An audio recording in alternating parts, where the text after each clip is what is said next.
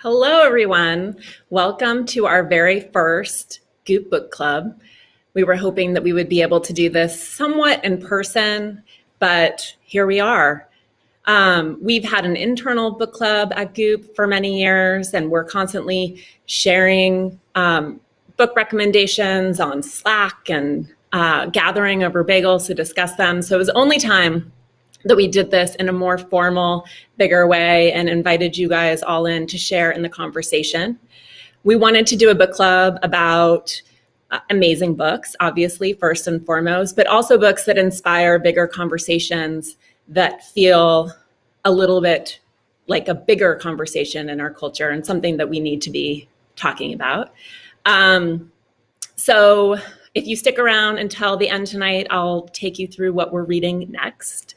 But in the interim, we couldn't have dreamed of a better book to begin our Goop Book Club with than this one, How Much of These Hills is Gold by C Pam Zhang. I took this book when it was first bound on vacation, and I was blown away. It just completely rocked my world.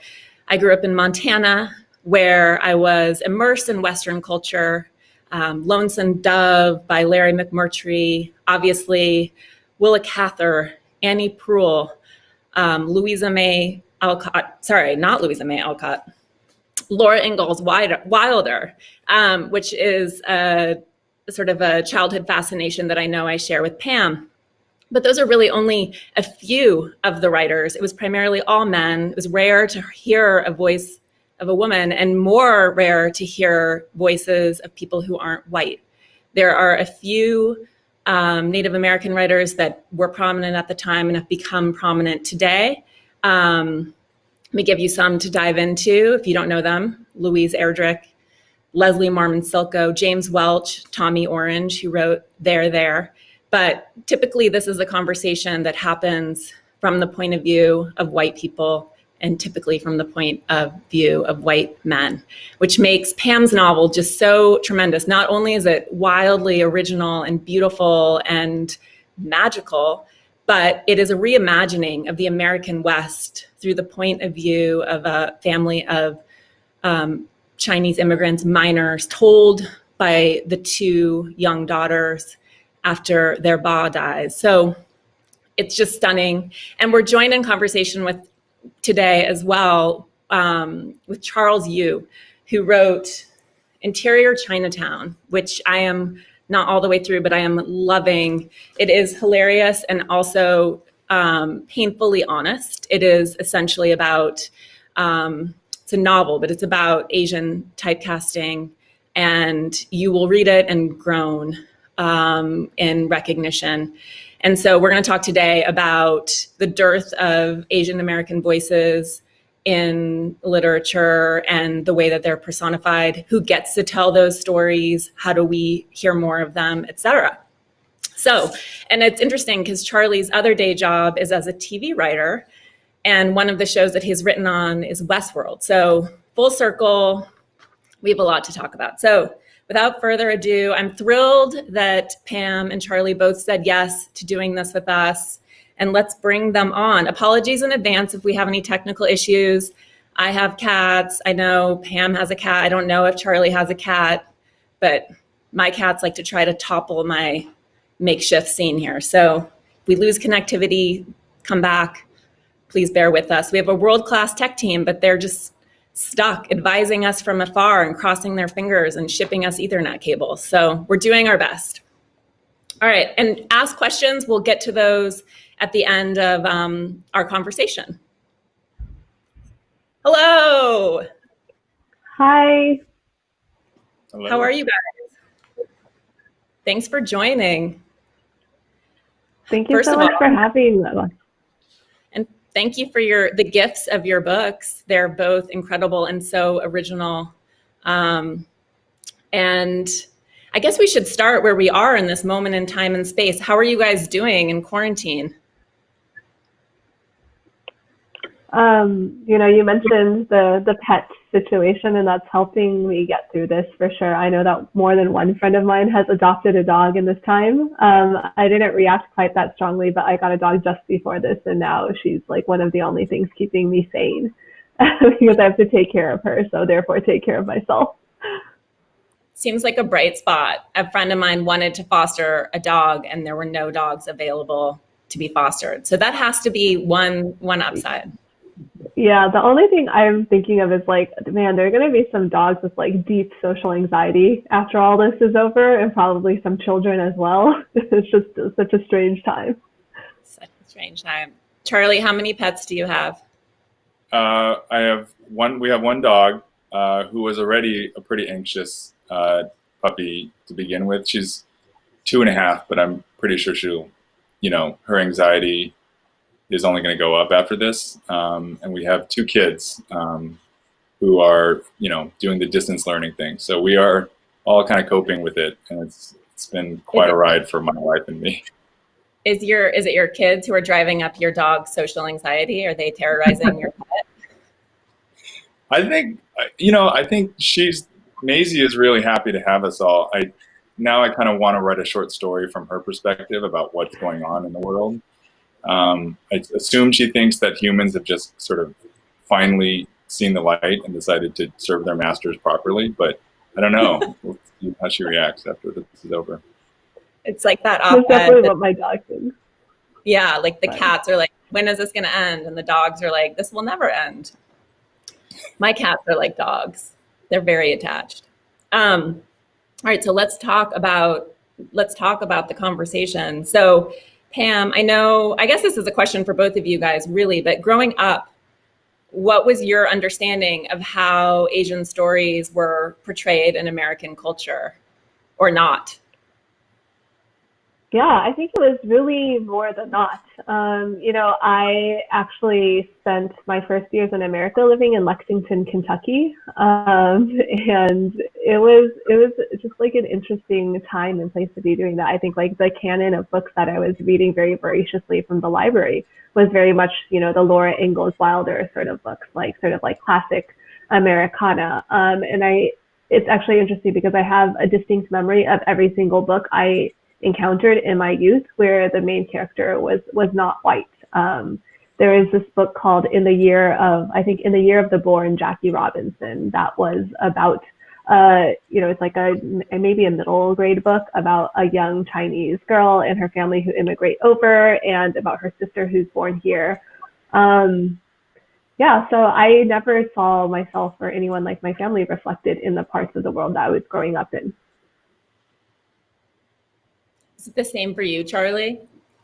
Yeah, basically. I mean, there was sort of private home reality. My parents are from Taiwan, and we had sort of, the kind of, I was a second generation kid, born here to immigrants who came here, and growing up on American TV and books, just having this sort of complete lack of models or seeing anyone who could even remotely reflect my experience for the most part. And then when you did have these sort of rare occasions where there'd be an Asian character in something, it was, you sort of seized on it, were really excited, and then it sort of was over, it was over in a blink. And it was usually one of sort of a few very circumscribed roles anyway. So it's usually pretty disappointing. Yeah, I mean, that sort of the lists in your book of like kung fu master and like deli owner with dirty wife beater, like it is wild when you're like, of course I know exactly what you're talking about. Like that is the explicit, like that is how it's represented. And it's so weird that we haven't had, and we, saying it from like a perspective of a privileged white person, like that this is a new conversation that we're even having in the culture about the lack of representation. Because I feel like it's now people seem to aware of it, but I can't imagine when you guys were young that anyone was maybe outside, maybe in your families and in your community, but not collectively, no conversation about it. Yeah, what I really wanted the most was, as I said, I encountered like certain books, and there were a few books growing up, but I always wondered where the bad Chinese kids were. I don't know if you felt this way yourself, Charlie, but I was like not the best behaved child, and I was like, even in the few Asian characters I encountered, they tend to be model minority kids, right? They like behaved very well. They were like really smart, good book learners. And I was like, where are the kids who are like going around like pushing other kids off slides, or like getting into fights, or like running away from home? Right. Now I just want to make a movie called Crazy Bad Asian Kids, and kids pushing each other off slides for 2 hours. I think people would watch that. Oh, what did you guys? I think they would. What did you think of Crazy Rich Asians? Yeah. Fancy. I kind of hate to tell the story because it's such a cheesy story, but when I first watched the movie in like a movie theater on the big screen, I started crying at the most banal scene. I think that scene early on where the mother character has like a heart-to-heart with the daughter. And it's funny because you can intellectualize this understanding that, Asian people contain multitudes. Asian people can be like sexy, and they can be smart, and they can be dumb, and they can be immoral. They can be angry, whatever. But to see it on the screen was quite a different thing, and it kind of blew my mind. Yeah. Yeah, I really felt the same. My sort of emotional moment was the wedding, both because it's great scene and there's a cool sort of concept of flooding the wedding with water, but then there's the cover, the Coldplay cover that's in Chinese or Mandarin, and so it's just kind of this moment that also at the same time made me sad for like, is this the pat on the head, and then we'll go another 20 years before another movie like that. So it sort of gave me anxiety even as I was enjoying it. And the thing that I'm really struck by is that as much as it's a really entertaining story, it still has the word Asians in the title. It's the novelty is the fact that we're seeing it. It's pretty explicit about that. I think for me, the sign of progress is when it's boring middle class Asians, and you don't even have to talk the fact that they're Asian. I mean, that's probably a terrible pitch, but that'll mean we've made it. But I mean, that is the pitch for like the average white sitcom, right? It's like boring middle class white people. So I know. It's funny too, thinking about the conversation about like American Dirt, for example, right? Which I think is such an interesting conversation. Like, who gets to tell these stories? And I'm curious what you guys think about that, because obviously you're in writers' rooms, right, Charlie? Like, you're creating characters that are not a reflection of yourself, and that's part of the creative process, right? Is that projection, but it's really and maybe it just comes down to it's a conversation about minority groups that are underrepresented, and when a book becomes that prominent and it's written by someone who's not part of that culture, is that the problem? Like, I don't know. I think it's really interesting. I'm just curious if you guys can finish my thoughts, because I'm not exactly, I can't really ask a question, but I'm curious about your thoughts about that. Like, who gets to tell who should be telling these stories? Everyone? Or do things need to happen first?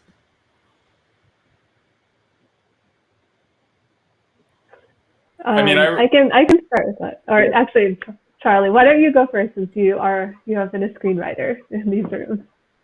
Sure. I don't know. I don't have a good answer for your question, Elise. I think I like the way you framed it, in that I don't think it's a binary yes or no for me. It's on one level, if we're telling the story now, then I think there's a higher level of scrutiny. If you're not, if you're going to have to be doing a ton of research just to get into the place, where it has some sort of authenticity. I think both that should be true of both the creator and of like, the whole enterprise of like, why am I the person to do this? And if I can answer that satisfactorily for myself as the creator, and if I can also answer another sort of sub question, which is this, am I doing this in a way that will sort of take away someone else's opportunity to tell this story, or in a way that will distort it in such a way to sort of chill the, sort of to sort of take away that moment from someone else, then it's something to really consider. But I would be the last person to want to tell, to sort of prescribe a rule for who can and can't tell certain stories. And I think the other part of the way you framed it, Elise, is really sort of, smart, which is that maybe not now is the time to do it. That an answer could evolve over time, and that if you're the very first person to be telling someone else's story, that seems like a very different thing than if that story's been told before and you're the 10th person to do it, for instance. Yeah. Yeah, for me, the question about American Dirt really boils down to a systemic issue in the book industry and in the media, and less a question of, which I think sometimes the conversations became debates about, like, is this a good book or is it a bad book? And I really think that's irrelevant, because bad books, I guess, have a right to exist, and that's fine. And so for me, it wasn't the issue of like whether it's good or bad, or even whether it was like a complex or an oversimplified narrative of Mexican refugees, as some people pointed out, but the fact that you don't see actual Mexican refugees being given the chance to write a bad book, right? They're not even getting the chance to write good books, and then have them have like multi-million-dollar book deals where they get this kind of media rollout and attention. And so that question of like representation just goes back to systemic parity for me. We can be represented badly, we can be represented in ways we disagree with, but there should be some equality in who gets to do that representation. Yeah, like in the follow-up conversation around American Dirt, when it sort of all exploded, I certainly, that argument feels quite pointed. It'd be one thing if there were, tons of, Mexican American or Mexican writers getting, major book deals to tell their stories, and this might be one of them in that mix. But it does seem like it's about who gets to go, or who goes first, and who is getting the opportunity, I guess, in the first place. Charlie, in Hollywood, what are the writer rooms, like in terms of diversity, what are the writers' rooms like? Yeah, well, in terms of racial and, sexual diversity and sort of diversity of sort of from a bunch of other, criteria, I think they are well-intentioned, but not always, the reality can't always fit like the aspiration, in that there still aren't rooms filled with, Black writers and Asian American writers and Latinx writers and, LGBTQ writers. I think that said, I've been in rooms where it feels like the conversation is almost always pretty, coming from a place of being conscientious, and that the sensitivity towards making sure we're telling a story, along the lines of what we were just talking about, that people are trying their hardest to not take away someone's story, or to tell a story in a way that feels authentic. And sometimes that means, asking the person in the room who's sort of the most obvious representative. That's not always the most comfortable thing. I've been in rooms where it feels like, there's an Asian character here, and do I have a kind of heightened responsibility? Like, are the lines that are coming out of, this script, or that will come out of this actor's mouth, is it going to be sort of attributed to me, or do I have a, do I have a special opportunity to say something through this character? And that's a tricky question, but I feel like writers' rooms are really progressive, open-minded places for the most part, and that doesn't always mean the result is going to be uniformly sort of good, but they definitely try. Yeah, and I think it's like, and I can say this, I guess, as an observer in business and having worked at different companies and brands throughout my career, that a lack of diversity, there's really interesting studies about how diversity enhances creative thinking, in part because it becomes people just become more conscientious and aware just by presence. It's like, wait, like that filter isn't there when people are just surrounded by them, people who are just like them. Whereas even just like the extra audience in a room, I think puts a different focus on the quality of the conversation. And yeah, I'm curious about whether it feels like it's a policing function or whether it is more of a like, let's move this forward, like let's actually tackle things in a proactive way, if that makes sense. It does. I think in a cynical room, it could be somewhat of a policing, or at least a feeling like check the box. Yeah. I think I've been lucky in the sense of that I haven't run into that. I feel like it's been a genuine, at least my subset of experience, it's been a genuine effort to have a conversation and to have, to say, you know, work for a showrunner who says, I don't know what I don't know, you know, until you present that to me and then I can incorporate that into the story. I won't be able to get there without this voice in the room. So I think that's been really great. I think the other issue with TV, though, is it's still got to squeeze through the TV sausage machine anyway. So sometimes even when you're trying your best and to incorporate the knowledge and the point of view, it doesn't transmit because it's got to come out in a sort of TV-shaped product. Yeah. It's interesting. Pam, is anyone making your book into a movie yet? Not yet. And to be honest, I'm a little bit scared of that world.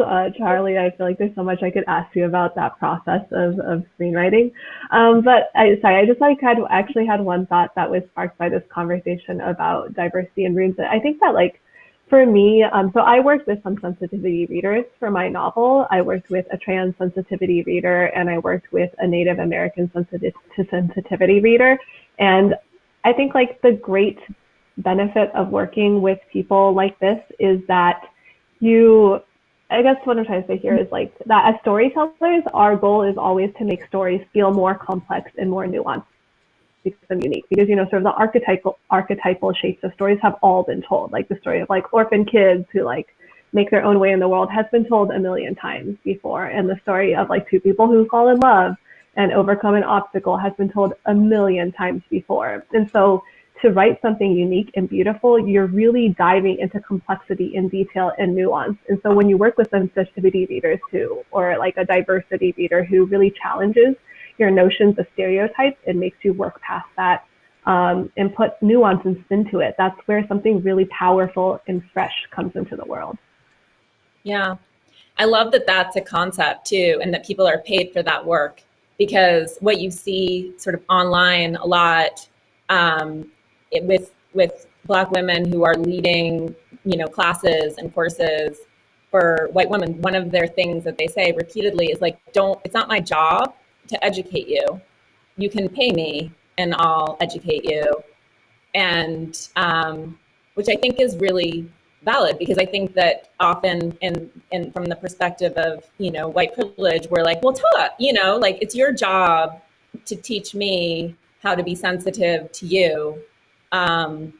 And it's really not. So it's great that that's something that people are paid to do, and that's a service in the world. But yeah, I mean, just like Charlie, I feel like your book too is such a like, oh, it's such a painful mirror. And how do you, like, what happens now? Because this obviously still, you know, I felt this way in The Hangover, right? And all of those movies, which are hilarious. But I also was like, this is uncomfortable. I feel terrible for watching this. How do you, like, how does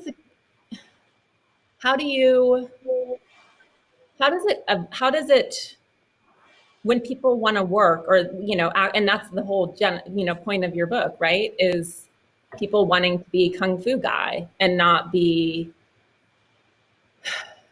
how do you sort of change that within the culture itself when you see the typecasting and you see people participating in the typecasting. Does that make sense? Like, how does that start to change?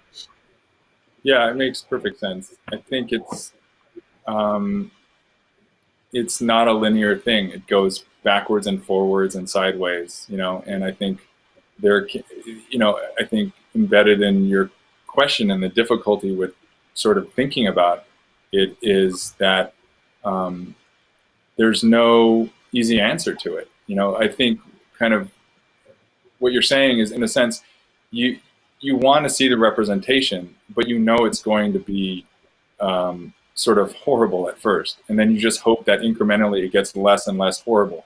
That you go from Mickey Rooney to Long Duck Dong to then you finally get characters who don't have to do some sort of horrible caricature, but still have to have an accent. And then after they have an accent, the accent starts to go away. Then do they have to be doing one of 3 or 4 jobs?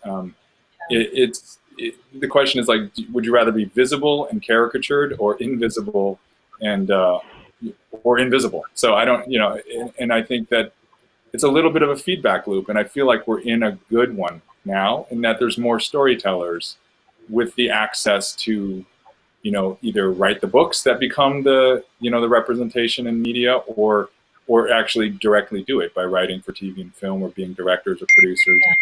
So I think all of those processes don't happen overnight, but I hope things have started in a way. I mean, I think Pam's book is an incredible example of. It's hard for me to it's impossible to classify. I think it's an incredible work that I haven't seen something like it. At the same time, it's hard to have imagined that a few years ago getting published. Maybe I'm wrong. I'm not directly in the publishing industry, but I can't imagine 15 years ago, when I was looking for something to read in a bookstore, picking up something like Pam's book, and now it's here. Yeah. So no, it's true. And Pam, it's like, and you were talking about this earlier in the conversation, but the thing about the book it's incredible on many levels, but also the complexity of the character, like the fact that you resisted like the polish, right? Like Ba is so hard. It's so complex. It's so, all of them, it's like, they're so full and human and complicated, and it would have been so easy, because I feel like not every novelist, but many novelists, you go to the crutch, right? Like you go to the easy picture. It's so defies that. And it seems like you seem quite aware of it. So I'm guessing that was your intention, like nothing clean about any of those characters. I mean, yes and no. I guess like it's hard because I feel like as writers, you often have 2 answers to these questions. Where one is like, when I look back, yes, these are things I must have done, and these are things like I went about deliberately from a craft process and revision. But the first blush, I think this comes from a place of like, I know people talk about thinking about who the audience is that they're writing for, and my sort of extreme answer to that is I don't think of an audience at all. I write at first to please myself, to have that original joy of language and discovery, and 2, I write to be faithful to my characters. And that was my first loyalty in portraying these characters. I wanted to make sure that each character was seen in their rightful light. So for example, I have Sam, who would today probably be considered trans or genderqueer. And I wanted to make sure there were no gendered pronouns in the first maybe 15 pages of the book, so that Sam could present themselves as they wanted to be seen without having this label stuck on them immediately that would inflect the reader's relationship with them. And I think that was just like, when I look back on it now, my like sophisticated answer is I do think that is particularly important in Asian American literature and media, because we so often have this very flattened way, very limited way of seeing ourselves, as Charlie's book depicts so wonderfully. Yeah, that we have some good questions. One sort of about that, but so what was for both of you guys, like what was the inspiration for your books? And I know, Charlie, you've written multiple, but for Interior Chinatown. Yeah, I mean, it was, I wanted to write about assimilation, and I didn't, I was looking for a really interesting angle in, I think, to um, echo what Pam was saying. The thing that I have to start with, it has to interest me long enough that I can't, just delete it at the end of the day. And if I find myself coming back to it day after day, then it starts to accrete into something better and longer, I hope. So this, yeah, I think it was after working in Hollywood for a couple of years, this sort of was an interesting way into a world, and had a shorthand, and gave me some interesting, like, sort of fun tropes to play with. And before I knew it, I sort of had a story that, that felt so weird, but also true. But, I think, and I'd wondered if Pam, I'm really curious to hear how, something that singular gets conceived as well. Yeah. Yeah, for me, almost every book I write, I say that as if I've written many books. No, this is only one. But every piece I write begins with an image. And in the case of this one, I woke up and I had this image of like two children, silver dollars, dry heat, and that's where it began. I had an image and I had a first sentence, so I had a voice. And that's really, really all I followed. But I also happened to write this book when I was living out of the country in a sort of gap year. I was in my mid-20s to see if I could make it as a writer. And so I think the subconscious inspiration from this book was my spending a significant portion of my young adulthood and sort of late adolescence living in Northern California. And I've always had a very conflicted relationship with this place. And in some ways, it really felt like it haunted me. And so it was something that rose up, the book was something that rose up out of my subconscious and all the sort of like particular frictions I had with the world and my place in it at the time. And it sounds with Charlie's book that was a similar thing. Like it is so deeply embedded in these questions of your book, Charlie, of what it means to be Asian American, how to see yourself when other people see you in a very specific way, and how to like tease those two things apart. Yeah. On that note, someone asked, what would you say to kids who are growing up in an immigrant family with a difficult or complex relationship to their family's history? Who gets to go first?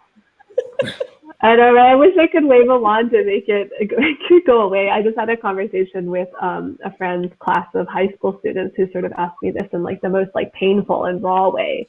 And so something that I've thought about a lot as a child of immigrants that really only occurred to me kind of late in life was little we know about our family's history and how much our parents often try to mask this from us. So I say this with, I actually wrote a New Yorker piece about this, about the fact that it wasn't until I was in my like mid-20s that I learned that my mother had been part of the Tiananmen protests in China, and she dropped this like so casually, just like like a total throwaway in a conversation that was about something else. And I like remember telling this anecdote to a friend who's a Vietnamese, whose parents are Vietnamese immigrants, and she's like, "Oh yeah, I just learned that my mother had a husband before she moved to the United States and like left a whole family behind." I've heard so many versions of this story from like pretty much all my friends who are the children of immigrants, and I think when you're growing up, this omission can feel like something your parents are withholding from you to like hurt you or harm you, or you just don't understand why they're withholding. And I think it's only as you grow older that you realize that they're trying to protect you from their past. They're really trying, as they were when they moved to this country, to try to give you a clean slate. And it's something it's a theme that I wanted to tackle in my book as well. So I think that the only thing I can say is perhaps to have, I don't know, extend a bit of empathy to your parents and maybe try to understand that the thinking about your life, you may not understand them, but they're probably coming from a good place.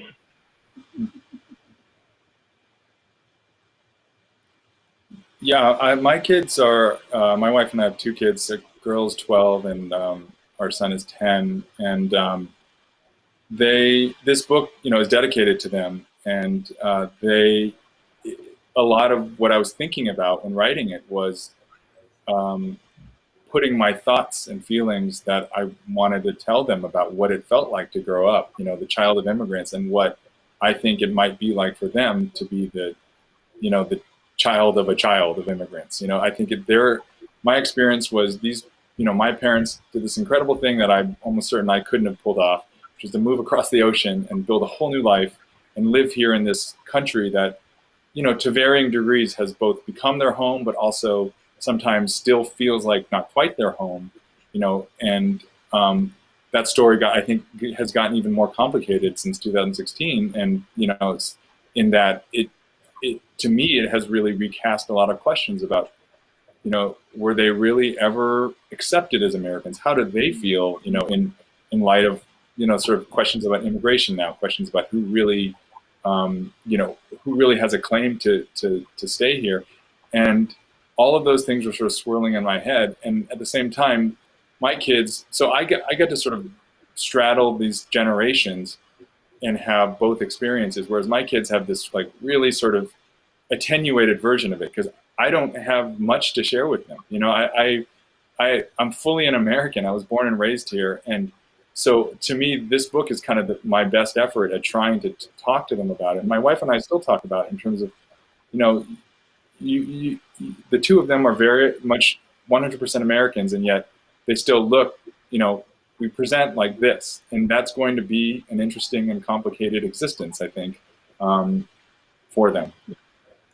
Are you, in this, speaking of 2016 and now in this time of COVID, not to go completely off topic, but I know that Goop staffers are experiencing racism between LA and New York. What has that been like for you guys? I think I've been very lucky because I and my partner are both able to work from home. So in there's like this weird surreal dissonance to the world right now where I hear about these things and I know they exist. Very frankly, I had like a virtual event early on where there was like a troll who came in the comments and just like hurled racial epithets at myself and the other Asian American women at the event. But for the most part, my daily routine, I'm like very comfortable. I don't see anyone else. So I don't really know what I'm trying to make of this, except that it's happening. And it's also extremely surreal that it is happening. Yeah. Yeah, I don't have much to add. It's largely the same for me. I think my daughter actually heard something at school even before the shutdown, which was pretty early days. That's sort of like a young racist prodigy at the age of 12 who was able to grab on the trend real quick and say something before he lost the opportunity. But other than that, there's been a couple things on Twitter, but mostly I feel scared for, I think, the return, which I think will be a really sort of unstable period where there will be presumably a lot of pent up energy and maybe resentment. And I'm scared for older people, older Asian Americans, and I'm scared for anyone who's vulnerable to that. Oh, God. So you kind of touched on this, but Hannah Witherby asks, Pam, did Lucy's search for home in the novel stem from your search for your own home, since you've lived in 13 cities? Is it 13? Yeah, it's 13. I suppose, yes, that's kind of been a defining theme of like the last, I don't know, decade or more of my life, once I, like left home and was able to choose where I wanted to live. And I think that, Charlie sort of referenced this earlier, and actually there's this amazing moment in your book, Charlie, in which someone makes the case that Asians will always be seen as like foreigners, just like freshly arrived foreigners, no matter how many generations we've lived in this country. And I think that's really where it comes from, is like, it's not that my internal identity and sense of nationality doesn't matter, but there's always going to be this sense of like what other people project on me, and how do you find a home? Like, even if I were to say like, okay, this is it, I feel like this is my home, there's always going to be someone who comes up to me, it's like, okay, but where are you really from, right? And that just like constant tension is going to be with me my whole life, frankly. And I don't think I could help but have it inflect this book and probably a lot of the other writing that I do. Yeah. I remember Simone, one of our editors at Goop, she gets this question all the time, what are you? And it's such a wild question. It's like, should you be offended? Like, should you not? It's really quite profound and personal. Albiona asks, as a daughter of immigrants, I appreciate how you both illustrate the struggle of assimilating while maintaining a sense of heritage. Is that perspective always integrated into your writing? Oh, that's really interesting. The funny thing for me is, no, I was actually really bad about this for a long time. There were definitely, and I cringe to think about that now, but there were definitely many years of my life in which I really wanted to be white. That age-old assimilation question that continues to plague Asian Americans because of this model minority myth. And there was a whole period of my writing life, to bring this back to writing, where I wrote only what I call imitation white man stories. Like, I read a lot of John Cheever and Carver and Hemingway in the classroom, and I just try to write stories like that. There's like a story I wrote that was like about a racially unidentified like young female co-ed like having an affair with like an older male professor, which is just like a ripoff of a ripoff of a ripoff. And there was like none of me in that story, and I don't just mean like someone who looks exactly like me, but none of my like the true emotional like fluctuations of my life either. And it really took me getting past that and questioning and becoming friends with other writers of color who really questioned why I was doing this before I could write things that felt true to me. Yeah. Yeah, I'm so curious about the sort of development of the diction and the style that when you mentioned Cheever and Carver, sort of a light bulb went off, and I wondered, like, did you workshop parts of this? It was the kind of thing where you said, I probably have to write the whole thing before I show anyone, because it's going to take that to make them realize I pulled it off. I don't know. I'm so curious.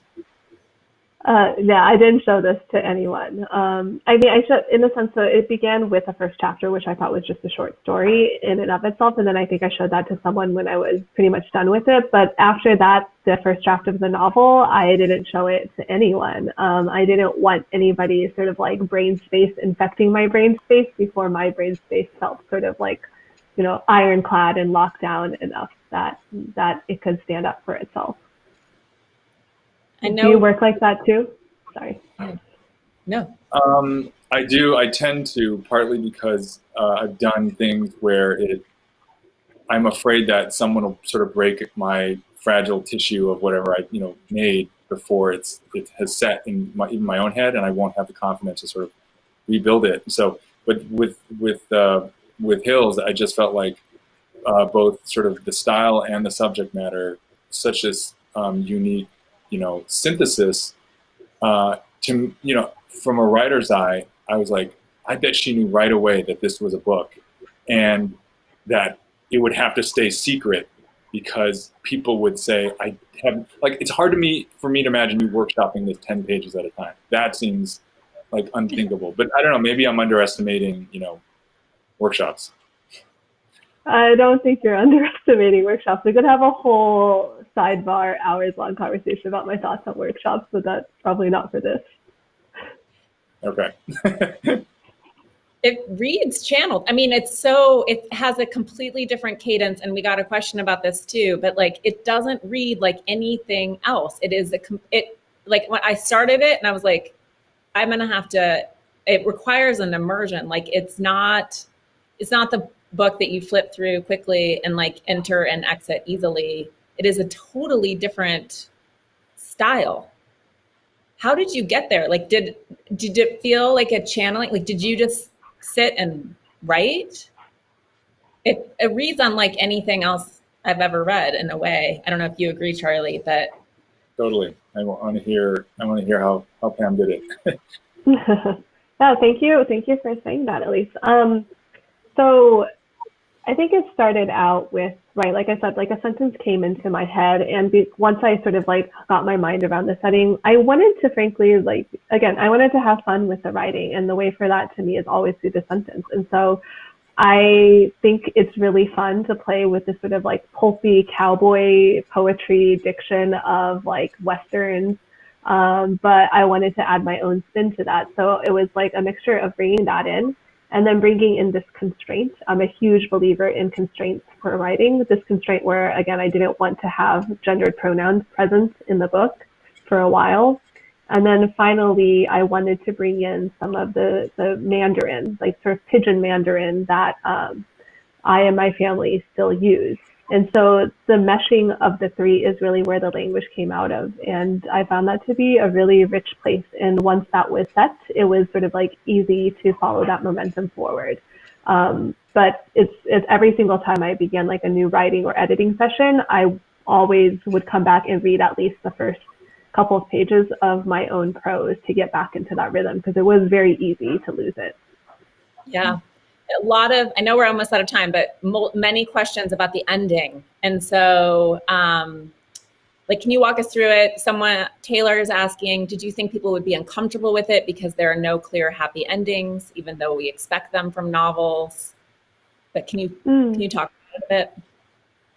Yeah, that's such an interesting way to phrase it. I think it's been interesting to me to see in some of the reception of my book that I guess there are whole sects of people that read novels with an anticipation that there will be a happy ending, and that's never how I've approached books. I think that, again, coming from the place of wanting the book to be true to the characters, I felt this was unfortunately the most realistic ending for, this character who has lost her identity throughout the book, who doesn't know who she is, and therefore at the end of the book can't possibly know what she wants. How could it be any other way, unfortunately? And so that felt true to me. And if there is like an amount of discomfort that the reader must sit with at the end, that's something I'm really interested as a writer in bringing people to, and bringing them along this journey and sitting with like, yeah, what does it mean to feel discomfort, to not know who you are, to not know what you want, to not feel completely at ease in this place? And so to some extent, if I've made the reader like a little uncomfortable, that's just like a success for me. I've achieved what I set out to do. Okay, final question for both of you. What are you reading and loving, and what do you feel like has been overlooked and people should have read or paid more attention to and should read now? I'll go first so Pam can go last. That's okay. Well, again, just to say it, your book, especially the ending, sort of stopped me in my tracks. It was something that I'd seen your profile and was excited, and then to have the opportunity to talk to you, it was really great. So if for some reason someone's watching and hasn't read the book yet, I highly recommend it. I think it's something unlike anything I've read in a long time.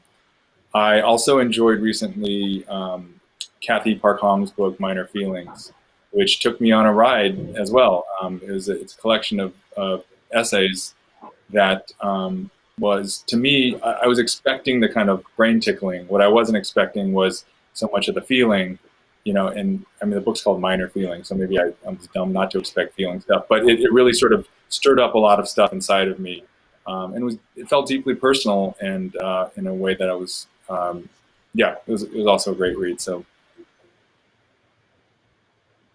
Yeah, I definitely second Minor Feelings. That book is really making waves, and I think part of it for me is that recognition of the discomfort. That is another book that makes you sit in like intelligent discomfort, and will kind of like quietly shift the way you're looking at things from the moment onwards.